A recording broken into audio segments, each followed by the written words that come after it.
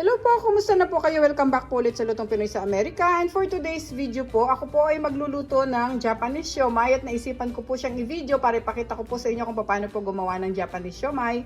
Ito po yung mga kailangan nating sangkap. Meron po tayo ditong sesame oil, oyster sauce, black ground pepper, garlic powder, salt, yung ating pong carrot na hiniwa ko muna po siya ng ganyan pero lalagay po natin siya mamaya sa food processor. Meron po tayo ditong itlog, green onions, white onion, yung ating pong cornstarch, ground chicken po yung ating ilalagay sa ating Japanese siomai. Tapos ito po yung ating crab sticks at saka po yung ating roasted seaweed. Okay, pag-check nyo na lang po sa description below. Lahat po naman kailangan natin sangkap at ililista ko naman po lahat doon. Sa mga bago po dito sa aming channel, sana po mag-subscribe kayo sa Lutong Pinoy sa Amerika. Umpisahan na po natin ang ating pagluluto. So dito guys, gagamit tayo ng food processor para mas fino yung ating gagawing Japanese siomai. Lagay muna natin yung ating carrot, ating sibuyas.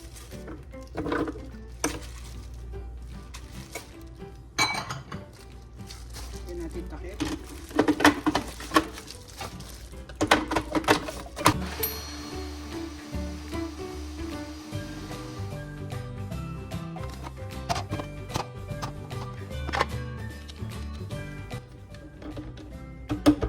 Then pwede natin isunod yung ating chicken.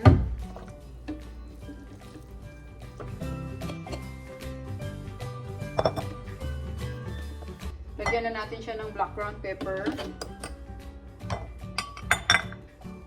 garlic powder, salt,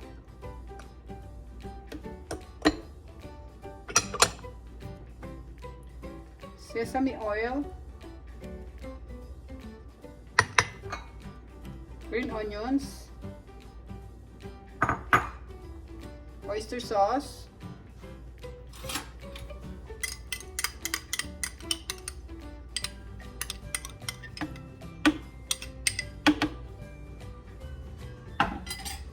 tapos yung egg.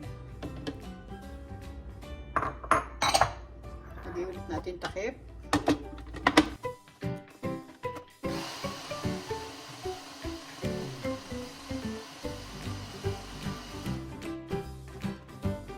Tapos lagay natin itong cornstarch.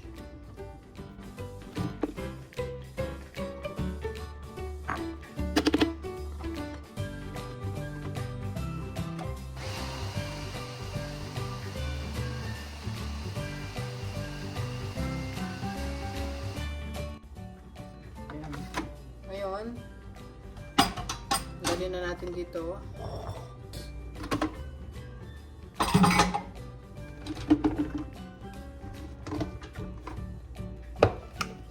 Balik natin siya dito sa bowl.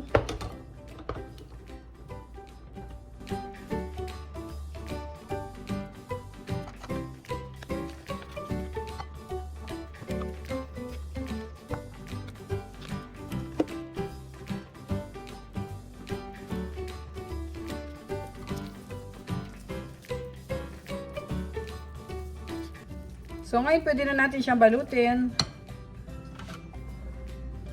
Okay guys, malinis na yung kamay ko. Meron tayo ditong sushi mat. Tapos lagyan natin ng isang roasted seaweed. Kung wala kayong sushi mat, okay lang. Pwede namang i-roll na lang natin sa kamay. Tapos lagyan natin siya ng itong ating ground chicken mixture.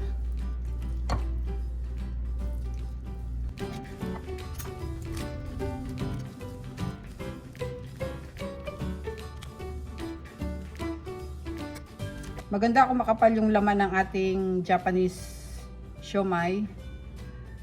Ay, medyo kapalan natin ng konti. Tapos lagyan natin ng crab sticks dito. Then i-roll na natin siya.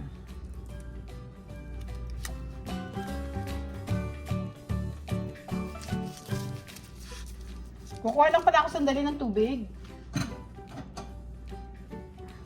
Ito, pandidikit natin sa gilid. Yan, pitpitin natin siya na maayos para talagang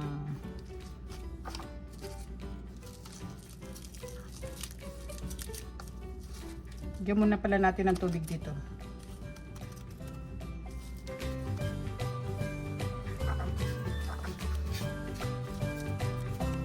Yan. So, ito na yung ating ginawa. Lagyan natin siya dito sa plate.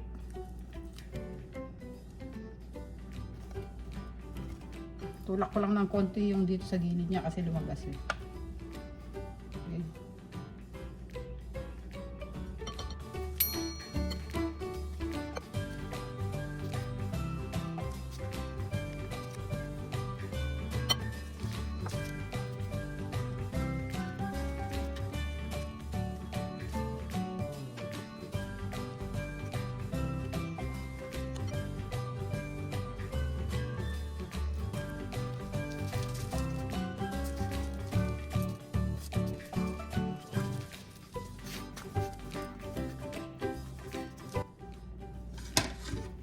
Sama natin dito.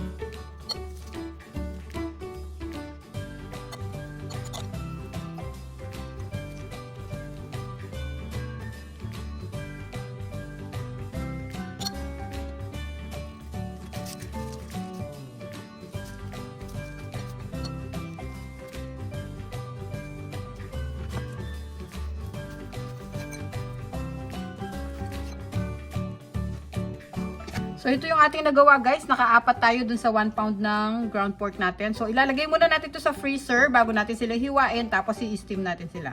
Okay? Babalikan ko kayo after 30 minutes.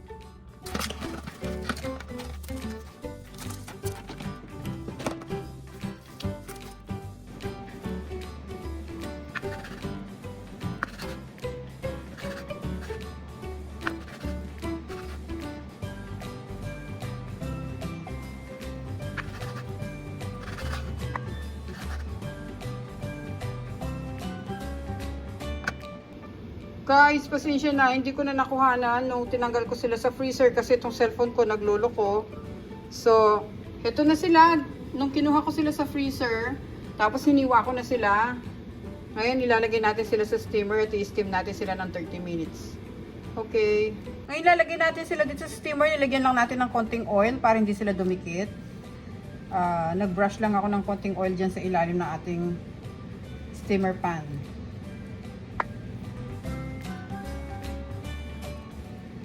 Lagyan natin sila ng space para hindi sila magdikit-dikit mamaya pag na-steam na natin sila.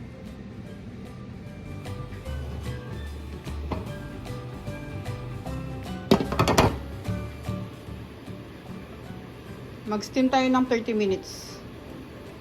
So ngayon guys, after 30 minutes, pwede na natin i-check yung ating nilulutong Japanese siomai. So natin. Yan na sila. Pwede na natin silang ilagay sa ating serving plate. Off na natin yung stove. At ilalagay ko sila dito sa serving plate natin.